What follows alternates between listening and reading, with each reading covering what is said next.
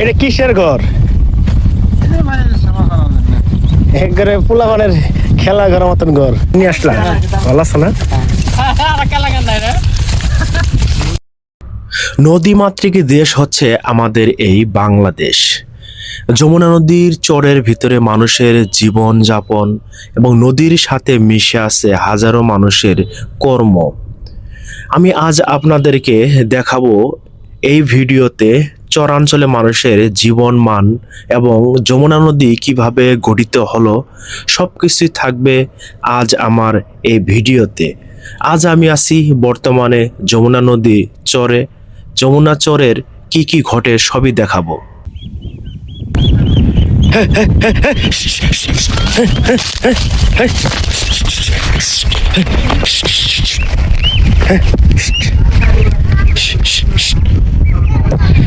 হাঁসের বাচ্চাকে নিতে চেয়েছিল কাকে, চরের ভিতরে বাঁচিয়ে দিলাম। চরাঞ্চলের মানুষগুলো চরের ফসল উৎপাদন করার পর এভাবেই নদীর কিনারে শুকায়। অবশেষে আমি চলে আসলাম মাছবাড়ি ঘাট, যমুনা নদীর ঘাট। এখন আমি নদীর ওপারে নৌকা দিয়ে পার হব, আপনাদেরকে দেখাবো যে নদীর ওপারে চরাঞ্চলে মানুষের জীবনমান।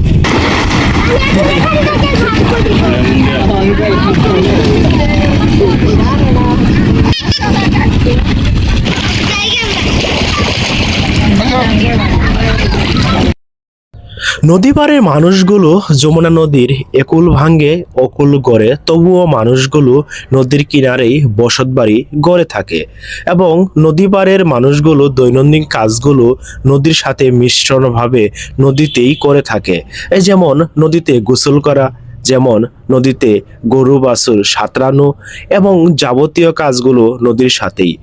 বিকালবেলা যখন মনটা খারাপ থাকে তখন নদীর কিনারে এসে মানুষ বসে বসে আড্ডা দেয়। অনেক অপেক্ষার পর আমি এখন নৌকা পথে নদীতে যাচ্ছি, মানে নদীর ওপারে যাব। নদীর ওপারে চরাঞ্চলের মানুষ কিভাবে বসতবাড়ি করে এবং চরের সাথে মানুষ কিভাবে জীবনযাপন করে থাকে আমি সেটাই দেখাবো আপনাদেরকে। আমি একটি ঘাটের দিকে যাচ্ছি এবং কিছুক্ষণের ভিতরেই একটি ঘাটে পৌঁছাবো এবং এই ঘাট থেকে আমার গন্তব্য আছে অন্য একটি ঘাটে। ধীরে ধীরে আমি প্রথম ঘাটে চলে আসলাম এবং দেখুন এই অঞ্চলের মানুষগুলো এভাবেই এপার থেকে ওপারে তারা দৈনন্দিন কাজের জন্য চলে আসে। এখন তারা তাদের ঘাটে চলে এসেছে।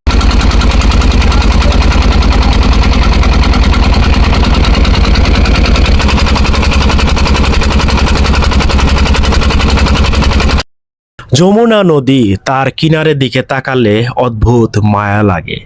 কত মানুষের হাজারো ফসল ও ফসলের জমি এই নদীর বুকে বিলীন হয়ে গেছে। নদী পাড়ে মানুষের জীবনযাপন দেখলে কেমন কষ্ট লাগে।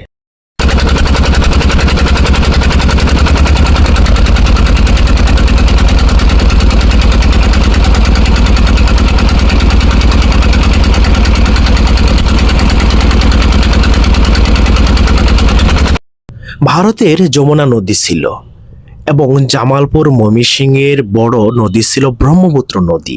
সেই ব্রহ্মপুত্র নদীর একটি শাখা ছিল এটি। 1787 সালে যখন একটি ভূমিকম্প হয়, সেই ভূমিকম্পর ফলে গ্রহীণ গভীরতা পায়। সেই গভীরতা পাওয়াতে এই নদীটি অনেক বিশাল আকার ধারণ করে এবং সেখানকার জমিদার ছিল 1787 সালে সূর্যদেব। সেই সূর্যদেবের কন্যার নামকে অনুসরণ করে যমুনা নদী করা হয়েছে।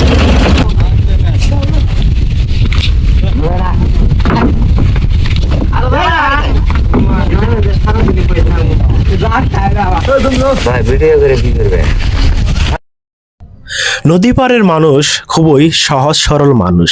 আমি যখন নৌকা দিয়ে এই নদীটি পার হয়ে চরের ভিতরে প্রবেশ করলাম, তখনকার মানুষগুলো আমার হাতে ক্যামেরা দেখে তারা অদ্ভুত অবাক হলো যে আপনি ভিডিও করে কি করবেন। আসলেই সত্যি নদী পাড়ের মানুষগুলো অনেকে সহজ সরল হয়ে থাকে। তাদের সাথে না মিশলে বোঝাই যায় না যে তারা কতটা সহজ সরলভাবে জীবনযাপন করে থাকে। চরাঞ্চলের মানুষের সুন্দর ফসল ফলানোর দৃশ্য যেমন দেখতে পাচ্ছেন, তাদের জীবনযাপনও দেখতে পাচ্ছেন। এখানে কি হয়েছে, এতগুলো মানুষ কেন, সবই থাকবে এই ভিডিওতে। একটু অপেক্ষা করুন, সবকিছু বলে দিব কেন এত মানুষ একত্রিত বসে আছে। নিশ্চয়ই কিছু একটা হয়েছে। হ্যাঁ বন্ধুরা, কি হয়েছে সেটাও বলবো আপনাদেরকে, একটু ভিডিওটা দেখতে থাকুন। তারা এভাবেই নদীর পথে যাওয়া আসা করে। এপারে মানুষের দৈনন্দিন কাজগুলো যখন শেষ হয়ে যায়, তারা আবার বিকালবেলা ওপারে চলে যায় এবং সকালে চলে আসে।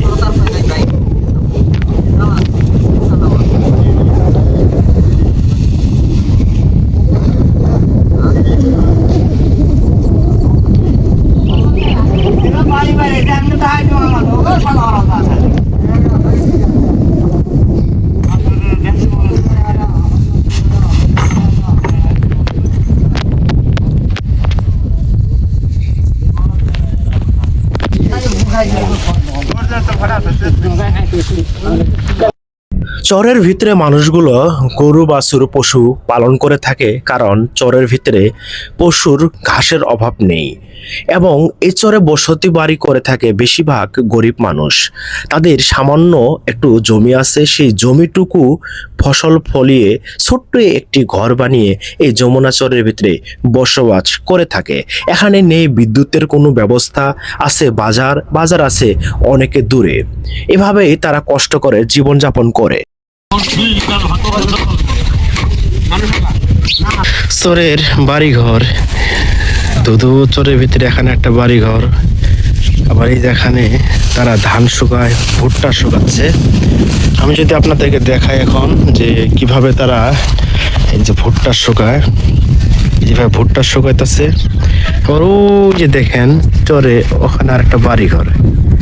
আবার এইটি যদি দেখায় আপনাদের, ওই যারা বাড়িঘর, এখানে একটা বাড়ি, ওখানে একটা বাড়ি। আবার এই যে দেখেন এখানে আর একটা বাড়ি, ওই যে বাড়ি। এই হলো আপনার চরে মানুষের বসতি। কিছুক্ষণ আগে আপনাদেরকে বলেছিলাম এখানে এত মানুষ কেন, বলিতেছি শুনেন। এত মানুষ একত্রিত হয়েছে চরের জমি মাপার জন্য। এখানে এসে আমি যে বিষয়টাও বুঝতে পারলাম, চরে যে আগে এসেছে সে জমি দখল করে খাচ্ছে, আসল মালিক এসে এখন জমি বন্টন করে নিচ্ছে। কিনে আসলাম, ভালো আছে না?